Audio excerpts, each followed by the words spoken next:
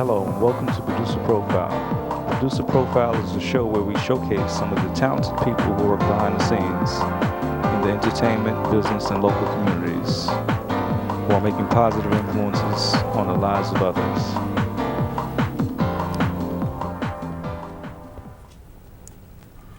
Welcome to Producer Profile. I'm Stella Winston. And I'm Jim Hill. We're here today with a very versatile producer. Her name is Virlin Covington. I hope I got that right. Yes, I did. Yes, you did. Welcome to the show, Virlin. Thank you. Thank you for having me. You have a company called Powerhouse Productions. Yes. You're a filmmaker. Mm-hmm. Okay. Filmmaker and stage play and work with children, teach them as well. There's quite a few things. When did you first get into filmmaking? Oh, I started into film, actually was my major in college at Kent State, broadcasting, and I just started pursuing it with NBC TV, working with the advertising and promotion department, working with promotions, just putting skits and snips together. And then from there I started working with plays. So I would say for film, the last 7 years I started really focusing on films. You know, it's all over you. I mean, when you say reading the environment, when you first walked in, I said filmmaker. I really did. I mean, where are you heading with this? What do you want to tell us? Oh, I have big plans. As a matter of fact, I have them all written out. Okay. Who I want to hire, how much I want to pay them. I have it out written. But I really would like to get into the feature films. I'm working right now on a TV pilot for a TV series that I really want to see on TV. I think it has a lot to say. It deals with the issue of literacy.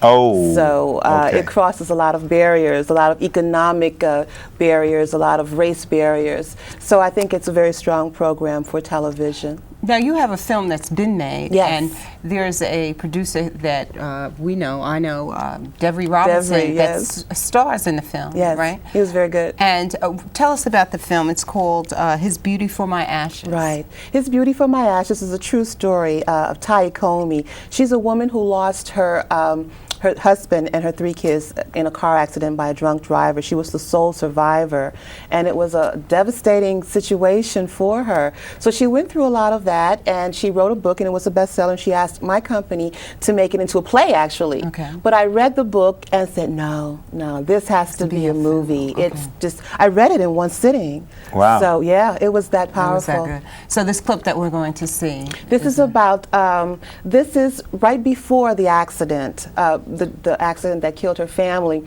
They went out of town. Her husband was called for a job interview, and she had this ominous feeling that something was going to happen. She did not want to go. So this whole trip, she had this heavy feeling. So what we're going to see now is her waiting for her husband to come from this job interview in the park with her children. Okay. So let's go to the clip. Birthday to Temple. Happy birthday, Temple. Listen, I'm going to drop you guys off at this park that I found on the map. After I talk to the various administrators, I'll be back. We'll celebrate Temple's birthday, okay, guys? Okay. Okay? Okay. Okay. Come on, smile.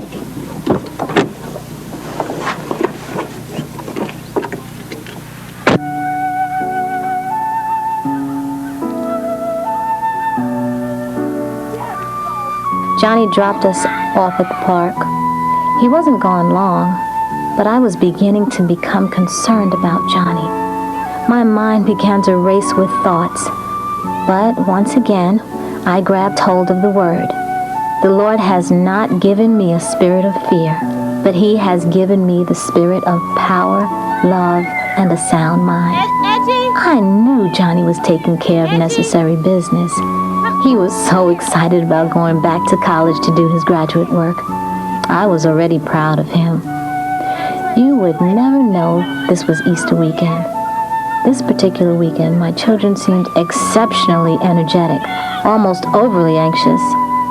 I wonder now if their spirits knew the painful reality we would all come to know. Johnny really seemed to spiritually know their fate because just the week before, he had sensed death hovering over someone in our church's prayer meeting. never realizing death was issuing a more personal visit to him. Johnny was truly a good man, and you can see how handsome he is. I still miss the way he would address me. My love, let us pray. My wife, I love you. Mommy, when is Daddy coming back? Soon, honey. He'll be back soon. That feeling. I would normally enjoy watching and playing with the children, but all I could do was try to act as though nothing was wrong, for the children's sake. My children, my heart, my love, my beauty. I couldn't get away. I couldn't get from under that heavy feeling. I was ready to leave Fayetteville. I told Temple we would stop and get something to eat later, and we would have strawberry cake when we got home. I just wanted this trip and this feeling to come to an end. While we prepared ourselves for the end of our trip, someone on the other side of town prepared himself to end our trip. Okay, we just watched a clip of Virlin Covington's movie, His Beauty for My Ashes. Yes, yes. And that starred Devery Robinson. Devery Robinson Yes. and Von Facey was Okay. played Ty Comey. Devery did a very good job. I love working with Devery because Devery is the kind of actor you can say, Devery, I want you to dye your hair. I want you to shave your mustache. And he's quick. You can give Devery a character profile. He'll take you back 10 years with this character. Oh yeah, by the way, we met, so and so. I'm like, I didn't write So that. he does his homework. And then some. But those are the kind of actors I enjoy working with. It's different working with theater as it is working with for film or for video. Now, which do you prefer, film or theater? Both. It depends on what the project is. Theater, you have that instant response from the audience, and each night there's a different feel. You can have an audience that's going to laugh at one joke one night. The next night, you're expecting them to laugh, and they don't laugh. Not there, but they'll laugh somewhere else. But with film, you can really expand the horizon, and you can really expand the message. You can really be more specific about what it is you're trying to say because you have more sets, more scenery, much more to work with. So it depends. It's different. You seem sensitive. I mean, you seem to like. I'm looking at the movie, and obviously you're feeling her pain. Yes, yes. Okay, and obviously it shows in the music, Thank you. in the Thank narration. Are you sensitive about all your projects? Oh, very much so. And before I do anything, I have to sit with that particular client or that particular individual to make sure that I'm feeling where they are, so that I can portray that feeling, that spirit into whatever project. Because it's not about me. It's not about me. It's about them, what it is that they're trying to say, and how can I help them get that message out. How long did it take you to produce that film? That was very quick Really? for us because I was so inspired. We were so eager and anxious. I wrote it from her book. It took me about a month and a half to write it. And then we started rehearsing for another month and a half. And then we shot it in 2 weeks. So I would say 3 months from beginning to end. But it was a nonstop. We were working diligently to make it happen at this time, and we shot it all over. We had scenes in the courtroom in downtown on 100 Court Street, Center Street. We were upstate. We had an actual ambulance, so we were upstate, Mamaroneck. We were all over. I had a client who had a pub out in Suffolk County. We were out there, so we were all over. Where do you get your funding, or are you just independently wealthy? Oh, that would be so nice if that was the case. Won the lotto last week. Oh man, funding is always challenging. Yeah. It Okay. really is. We had a play at the Apollo Theater, Feminine Fire, that was funded by the Black United Fund of New York. This was funded by Ty Comey, her ministry, and she had other individuals that supported her. Our projects, when they're on smaller scale, I can work and manage that, but the Apollo, that's out of my league, But it depends on what the project is, then I try and pursue advertising. Now, you for also supporters. work with children. Yes. And you do television or film with children? Teach what do them you do? TV. We teach them how to write.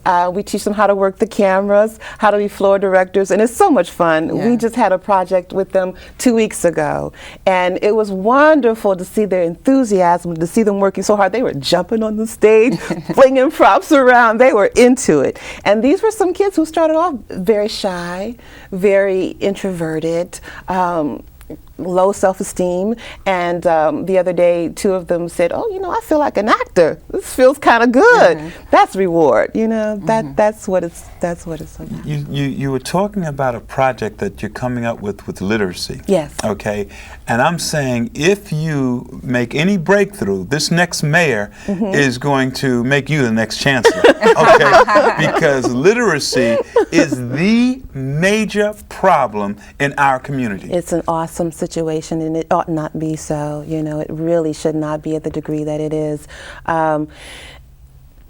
It's easy to hide that shortcoming and that weakness, and that's what my program deals with. How many people in different walks of life has hidden this for so long. You know, they've gotten away with it or gotten by, and things that we take for granted. So it is a topic that I think that's one reason why I think it's perfect, you know, for the time. Are you? I mean, are you going to expose the illiterate? Well, it's designed to encourage them to come forth. To make them not feel so ashamed or not to make it easy for them to want to hide within themselves. So they need to deal with it internally first. And some of the main characters are doing that in this particular series. They're dealing with the fact that, you know, I've been hiding this, and look where I'm at. Look how old I am. Look how rich I am. Look how famous I am. Well, Virlin and James, we're going to take a musical break. We're going to hear Rashid Bey do Moonlight Sonata. Ooh. Okay, so let's enjoy.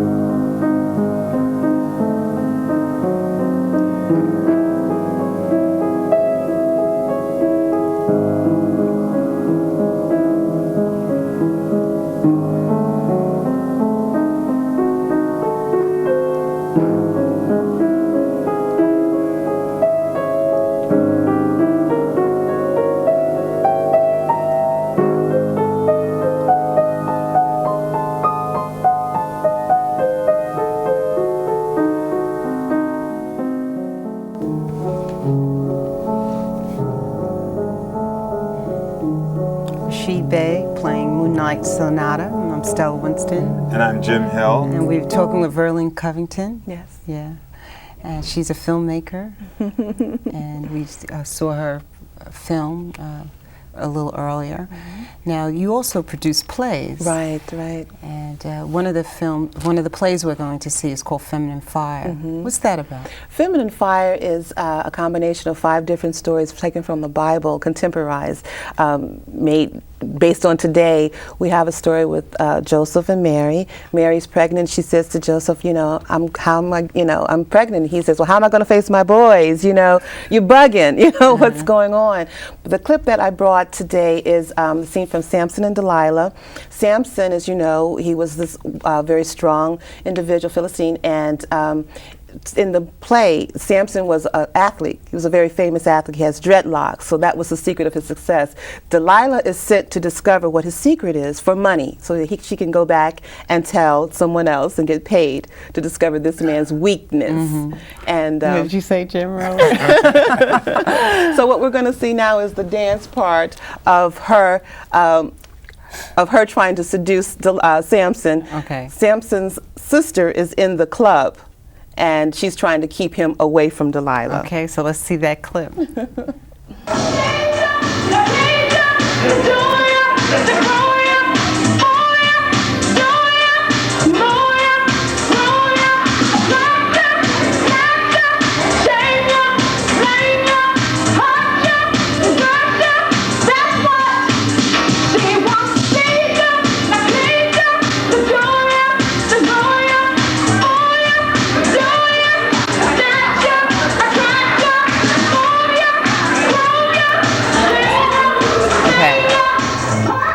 Okay. Well, we got a taste of it, so we can understand. Wow. So Delilah's in the club trying to seduce, Trying to take Samson, and the sister is singing, trying to keep him from Delilah. Yes, exactly. I apologize for the quality because it wasn't shot for it. It was shot for our own purposes, our viewing purposes. Okay. But. That was overpowering because she had me. Okay, I'm just glad I don't have no hair. Goodness gracious. But moving right along, what's the difference between doing a play and actually making a movie happen? Well, there are quite a few differences. One of the main differences, after you finish the play, that's it. Okay. But once you finish taping for a movie, that's when it begins. Once the editing is done, that's when you have to start marketing it. Once you start getting it out to the right people, whichever route you're going to take, that's when the work begins from a film point of view. But with theater, once that production is over, the curtain comes down, you get your last bow, you can go home and rest. So that's one of the main differences. And then acting, you have to, from an acting point of view, you have to really project more for theater. Not too much, because you don't want to overdo it, but you do have to project more energy than you would on screen. How long has Powerhouse Productions been in existence? Where do you see it going? We're 4 years old now. Once again, we're really going to move into feature films. Going to continue working with the students and the children because that's important. A lot of these children, they don't have any other outlet, and this is valuable for them. So we'll always try and do that, as well as stage. I love theater and I love the screen, so we're going to keep the mixture of the both. Let me ask you this: have you ever thought of the crossover, integrating, or do you integrate your movies with all races? Oh yes, His Beauty for My Ashes was one. That was just one particular scene, but we used quite a few different nationalities in that. The young man who actually was a part of the accident, he was Caucasian, so we had his whole family there, and then the ambulance. There were different backgrounds. I think that's very important because this is the world we live in, and to be able to portray that effectively is very important. Who's on your team? How'd you come about your team for Powerhouse Productions? How did that come about, and who's on it? Give us some details. That's a good question because that's important. Once you get good crew and good cast, you want to keep them. So a lot of us, we've worked together through different vehicles and different other mediums for anywhere from 5 to 9 years, most of the people that I work with. As I said, once I get someone good, I want to work with them and keep them for a long time. Let me ask you something. I starred in a movie, okay? And the part that was so hard for me as an actor was the love scene. Okay. Okay. I just couldn't handle it. Right. Okay. They sent the film off. They even said that Hollywood liked the way I act and everything else, but they said that I was standoffish with the woman. But it's too real. I mean, you are you. You are Jim, and you are there with this woman. Right. That is reality. What the camera is looking to do, because sometimes your faux pas, your mess ups, your mistakes are some of the best. Some good work, you know. So my suggestion is just to relax and enjoy it and have fun with it. And however many times you have to go through it, you're bound to. If you're relaxed and you're enjoying it, you're bound to get some good footage from that. I know what you mean, though, because, you know, I'm a Christian woman. That was me playing Delilah. So trying to be that kind of seductive woman. Oh, that was you. Oh, my goodness. Wow. I apologize. I'm sorry. But that was a very hard role. It was a very hard role for me, because that's totally different from who I am. And it took me some time before I was able to relax. So what do you and have tell fun. an actor, in this case it would be Jim, what would you tell the actor to get them into character, to make them... For a love scene? Yeah, for a love scene. I would probably, as a director, quiet the set, make sure the mood is right, and just talk with him in the right tone to get him mentally thinking that I have to cut everything out and focus on this one woman and look at her beauty and just enjoy and appreciate her beauty and just discover and uncover her beauty and have fun with that and let him go with that. I think a good director tries to bring out the best in an individual. I think a poor director says, do it like this, do it like that, don't do it like that. So. Well, you see, one of my major problems, like, first of all, when they said, I thought I was supposed to shoot the drug scene. Okay. And they said, no, you're going to shoot the love scene. Oh, all right. And I said, well, first of all, you know, I balked. I said, I am not shooting in my Fruit of the Looms for nobody. Okay. So they went out and bought me some pajamas. Okay. Now, they said that I was to wear the bottom. Yeah, and she was to wear the top. Oh. Okay. My problem is that it was too real.